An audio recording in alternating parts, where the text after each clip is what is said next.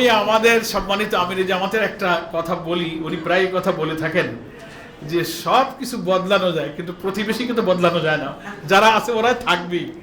এখন আমরা প্রতিবেশীর সাথে, জনগণের সাথে, বিশাল রাষ্ট্রের প্রতিবেশী দেশের জনগণের সাথে তো আমাদের কোনো শত্রুতা নাই।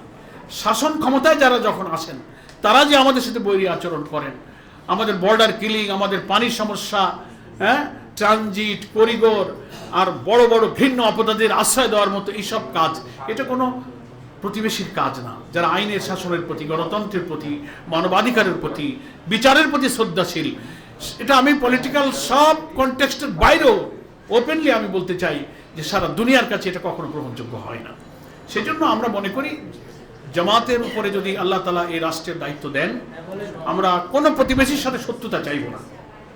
আমরা প্রতিবেশীর সাথে যে পলিটিক্যাল, জিওপলিটিক্যাল, কমার্শিয়াল, ডিপ্লোম্যাটিক যে রিলেশন সব দেশ যেমন রাখে, নীতিগতভাবে সমতার ভিত্তিতে, ন্যায্যতার ভিত্তিতে, সমমর্যাদার ভিত্তিতে সেই সম্পর্ক রক্ষার একটা ফরেন পলিসি আমাদের থাকবে ইনশাআল্লাহ।